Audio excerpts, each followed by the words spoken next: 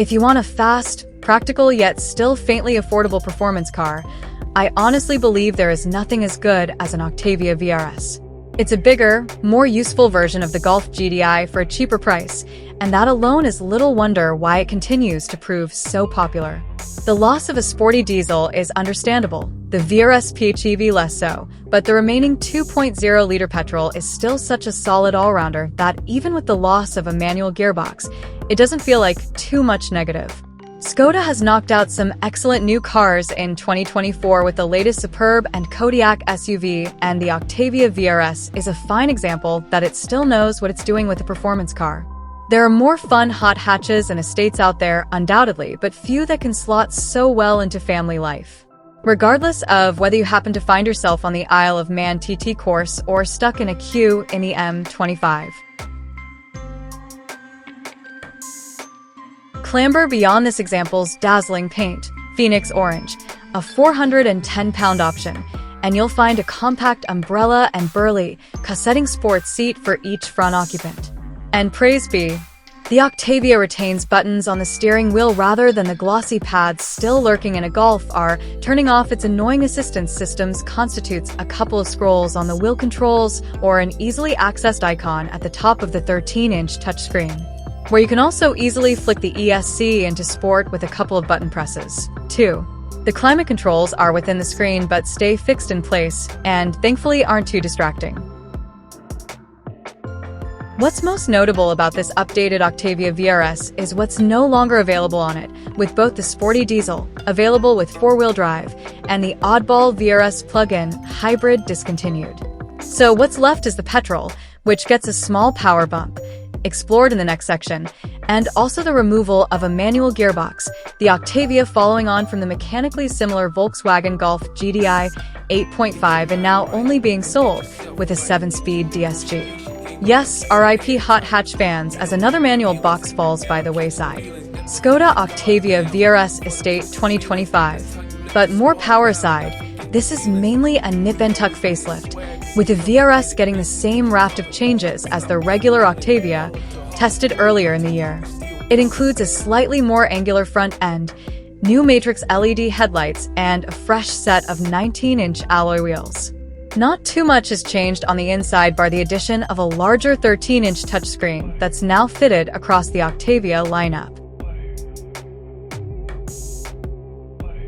The choice of diesel, PHEV, and petrol was previously part of the vRS's appeal in the hot hatch world, though the one remaining engine is still a decent all-rounder.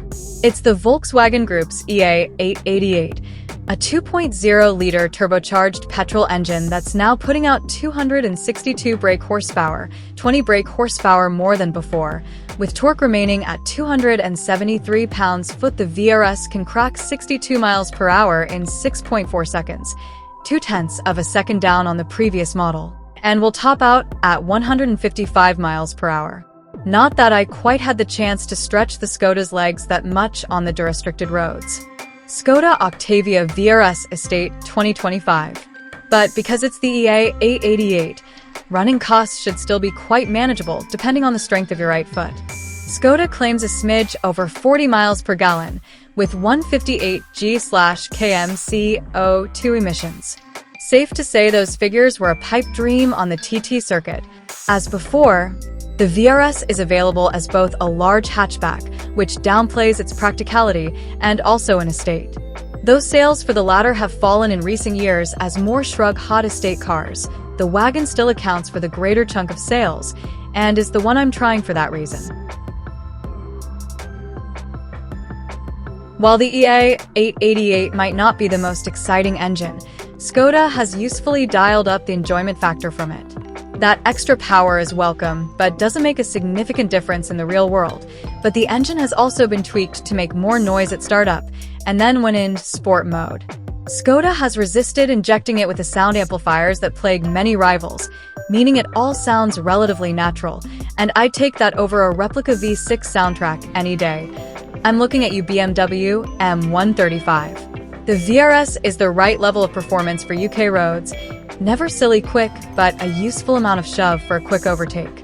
Power delivery is linear and smooth, with this DS gearbox not suffering from the hesitancy that it often can in other VW Group products. I tried a pre-facelift manual car back-to-back, so see if I missed the gearbox. The verdict? While it's obviously more engaging to have a stick to change, the manual isn't exactly the best, a bit notchy and vague. Even if the choice is always good, it's not a manual I mourn losing. Whereas if someone tried to give me an automatic FL5 Civic Type R, I think I'd be in a sulk for some time. Skoda Octavia vRS Estate 2025. The Isle of Man's fast, flowing corners are perfect for the VRS, which shrugs them off with little fuss. It's a very satisfying and easy car to drive quickly, with top-tier refinement meaning it's quite easy for the speed to get away from you. The steering is direct, though not exactly bursting with feel. A Volkswagen Golf GTI perhaps slightly more engaging. Body roll is well-controlled and grip plentiful, with almost no understeer to contend with even when you dial up the commitment. It's quite a lot of power for a front-wheel drive car, and occasionally the Octavia struggles for traction, will spinning if you put your foot down on a rougher surfaces, and the Isle of Man's many bumpy back roads. Skoda Octavia vRS Estate 2025. Though large 19s are standard, the VRS is one of the better riding hot hatches/estates on the market. Even the standard suspension is generally comfortable with only occasional jiggliness, with the optional adaptive DCC dampers having a greater degree of suppleness, and the ability to select from 15 comfort settings, but at more than 1,100 pounds, I think I could live without it.